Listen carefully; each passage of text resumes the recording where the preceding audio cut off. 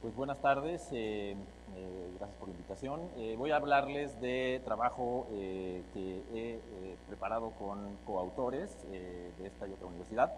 Y quiero convencerlos, de hecho el tema aparenta ser estrecho, especializado y potencialmente aburrido. Quiero tratar de convencerlos de que algo se puede aprender que es fundamental para la operación de una democracia, pero quizás también tiene extensiones para la vida, aplicaciones un poco más generales en la vida. Y la pregunta que subyace y quizás permite entender la relevancia de esto es una muy fundamental y tiene que ver con selección de un árbitro. Elegir un árbitro no es a priori nada, no es ciencia oculta o tiene complejidades significativas hasta que empezamos a exigir que los fallos de ese árbitro, las decisiones, sean aceptadas por las partes en conflicto. O sea, que este árbitro genere confianza. Y la pregunta de una vez que queremos un árbitro confiable, pues se vuelve un problema mucho más espinoso.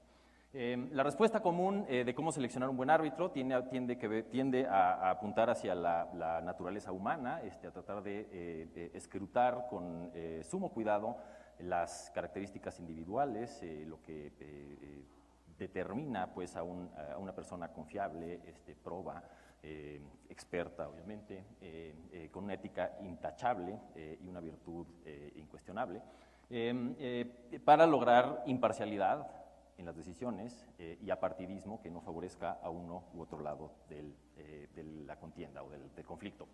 Hay, de hecho, aunque este es el discurso que más se reconoce y más se escucha, también revelamos cierto escepticismo porque también tendemos a ponerles incentivos para alinear la conducta al desenlace que estamos tratando de obtener. O sea, no basta pues con naturaleza humana.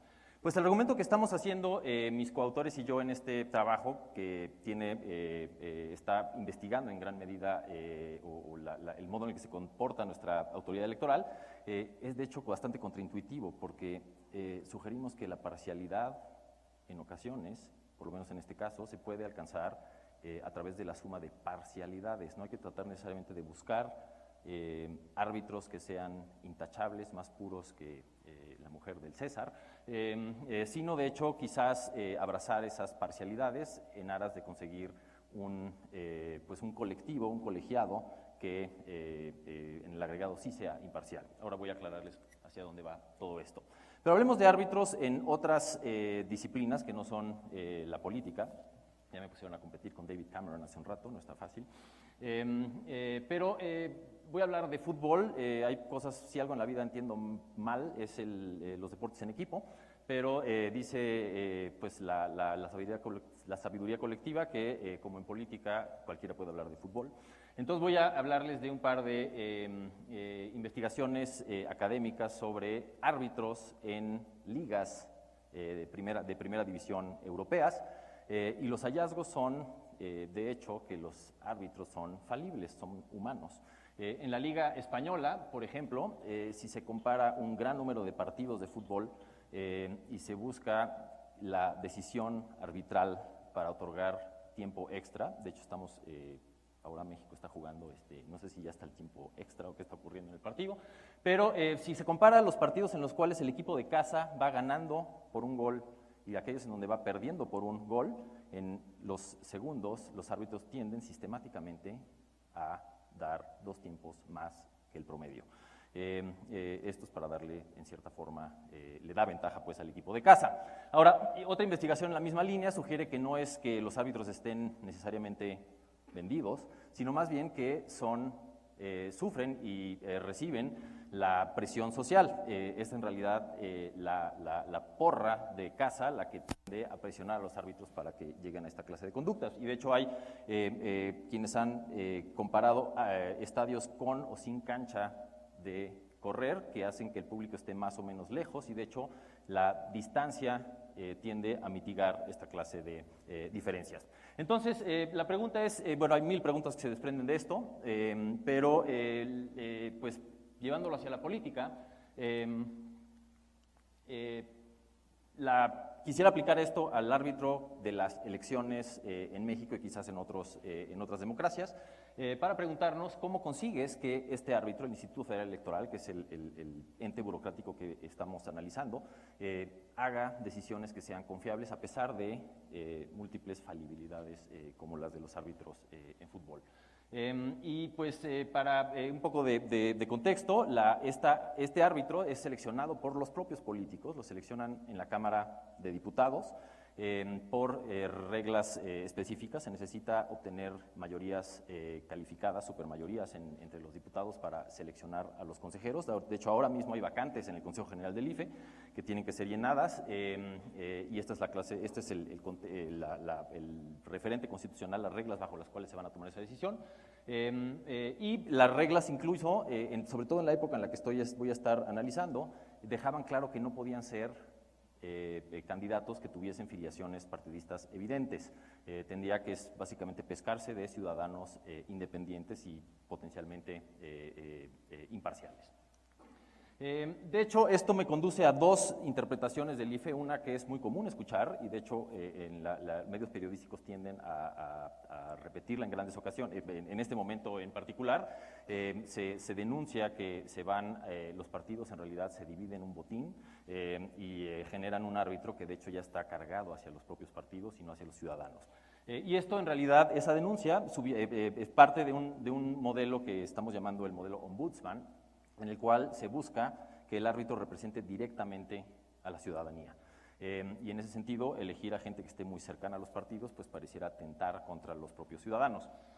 Nosotros estamos contrastando esto con una lógica distinta, la del modelo partidista, en el cual en realidad, ahorita les vamos a dar la lógica, lo que buscamos es que estos árbitros representen a los partidos en contienda, en las contiendas electorales. En realidad es la suma de parcialidades, que cada uno va a tener inclinaciones hacia uno u otro partido por preferencias individuales, que la suma de hecho sí se balance en cierta forma. Y esto va a dar lugar a un árbitro que en la práctica va a ser imparcial, pero no por haber seleccionado a los más puros entre la sociedad, sino de hecho por haber tomado en cuenta las divisiones partidistas en la propia sociedad para generar un ente que esté relativamente balanceado. Y la confianza ciudadana, desde nuestra óptica, es un subproducto de la confianza de los partidos. No se busca darle confianza directo al ciudadano, sino de hecho a los actores que contienden en las elecciones, que confíen en su árbitro, y en la medida en la que esto ocurra, van a transmitirle la confianza a sus seguidores y a los ciudadanos en general. En fin, esto viene de un marco mucho más amplio que los economistas tienden a llamar relaciones entre principales y agentes. ¿Cómo le das autoridad a alguien que tiene información privada para tomar decisiones que te pueden afectar? Si no hay manera de superar la clase de conflictos que se surgen en este contexto, típicamente no vas a delegar autoridad y como resultado pierdes bienestar individual y en la sociedad. El modelo ombudsman, este modelo ciudadano, sugiere que para generar confianza en este árbitro que va a tener gigantescas facultades para decidir desenlaces y organización y 1000 pasos en las elecciones, hay que seleccionar a los mejores ciudadanos que son más imparciales. Nuestro modelo en realidad parte de una premisa distinta, dice seleccionemos a gente que le dé confianza a los partidos para generar esa confianza indirecta.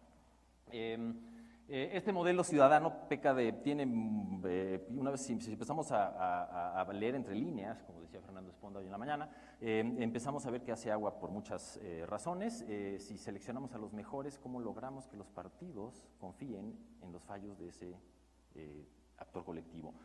Y si los partidos desconfían, no se nos viene abajo el asunto de la confianza. Somos quizás, en este sentido, tratamos de superar esa ingenuidad, esa potencial ingenuidad. Decimos que los partidos van a seleccionar dentro de los límites que les impone la ley, que no tenga nadie afinidad o demasiada cercanía partidista, van a seleccionar a aquellos que esperan tengan la conducta o regulen las elecciones de manera que les dé confianza.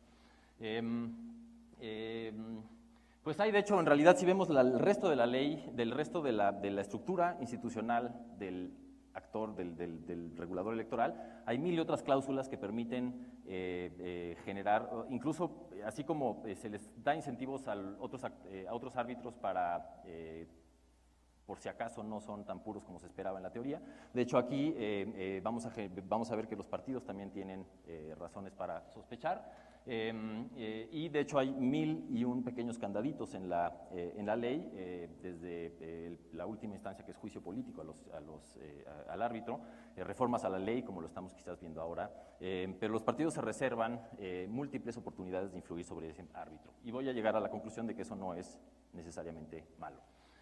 Ahora, esto no pasaría de ser un bonito debate teórico entre dos posturas, una ciudadana y una más realista o partidista, si no pudiésemos también sustentar la respuesta, las dos posturas reguladoras con evidencia, pues no va a dejar de ser un debate normativo. Y nosotros hacemos ese paso en nuestro trabajo en busca de evidencia de conducta afín a lo que estamos postulando en el Consejo General del IFE, que es el ámbito como el Consejo de Administración de este gigantesco ente burocrático. La evidencia la encontramos en las votaciones nominales que se celebran en el Consejo General. Todas las decisiones se llevan a cabo votando y esas votaciones son públicas y básicamente recopilamos todas estas votaciones en busca de propensiones para votar de una u otra forma. Y esto es invariable, me lleva a un poco de metodología, no voy a elaborar al respecto, pero esto en estadística se llama estimación de variables latentes, cómo tratas de medir algo que es inobservable. Y parte de un supuesto de que existen elementos que se asocian o se correlacionan con lo que no es observable, en este caso los votos, y a partir de la manera en la que votan los consejeros electorales vamos a tratar de inferir cuáles son sus propensiones al voto. Entonces vemos en esencia votos, lo procesamos con un modelo abstracto estadístico para tratar de inferir posicionamientos o preferencias de regulación electoral. Esto sería un ejemplo abstracto. Supongamos que hay un consejo de 5 miembros y tenemos 3 votaciones que se celebran en esta forma. En las primeras 3 consejeros votan favorablemente, 2 no, y en la tercera votación se invierten las posiciones. Nuestra técnica lo que permitiría, y esto les quiero enseñar cómo se ven los resultados para que ustedes puedan juzgar después que estamos rastreando, encontrando, básicamente permitiría segmentar un grupo contra otro grupo basado en sus votaciones. Si metiéramos otra votación adicional en la cual no se segmentan exactamente igual, lo que haría nuestra metodología en cierta forma es acercar al que discrepa una vez de los otros. Y en esencia, similitud o cercanía entre las posiciones de los integrantes de este consejo implican que votaron más veces de la misma forma. Distancia es lo contrario. Entonces, esto es como se vería un periodo ya con consejeros reales, un periodo de regulación electoral, y vemos de hecho que hay bloques de consejeros que son muy afines, tienden a votar con alta probabilidad de la misma forma, y otros en cambio que se distancian de manera importante. Y vamos a hacer, de hecho, vamos a permitir, el modelo permite de hecho que se ajusten en el tiempo, si van cambiando las propensiones a votar de unos con otros. Vamos a dar un seguimiento a lo largo del tiempo y ver cómo quizás dos consejeros que eran relativamente tenían alta probabilidad de votar juntos al principio, quizás se distancian y dan lugar a una nueva coalición posteriormente. Entonces, esto es lo que van a ver más adelante en las gráficas. Esto lo hemos aplicado a la Suprema Corte y no solamente es específico para este cuerpo colegiado, hay otros. Y vamos a tener, con base en nuestra expectativa de selección partidista de los consejeros, vamos a esperar que de hecho aquellos consejeros que fueron patrocinados por un mismo partido tiendan a votar parecido. Y eso querría decir que sus puntos, sus estimaciones estén cercanas, e incluso podría ser más fuerte, que incluso que estén superpuestas, que voten idéntico. También tenemos que ver que tendría que haber segmentación con otros grupos de consejeros seleccionados o patrocinados por otros partidos. Y finalmente, como estamos haciendo un movimiento dinámico, que se vayan, si hay cambios en las coaliciones entre grupos, tendrían que de hecho observarse entre todos los miembros de un mismo contingente. Esto sería, de hecho, un periodo importante. Este es el consejo que, en cierta forma, nos trajo la democracia al país.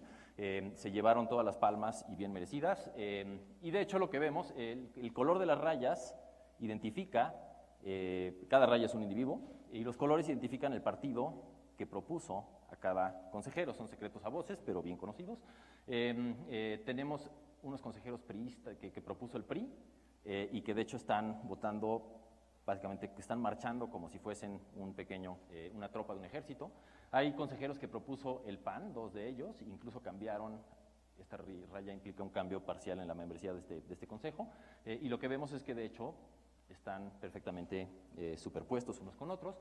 Y luego tenemos rayas de amarillos y anaranjados que corresponden a predicciones que no funcionan exactamente como hubiéramos querido, como esperábamos en el modelo, y que son consejeros que propuso el otro tercer gran partido, el partido de izquierda, y que de hecho tienen mucha más variabilidad entre sí, pero que en el fondo forman un bloque más o menos hacia el sur, del espectro, con una peculiar anomalía.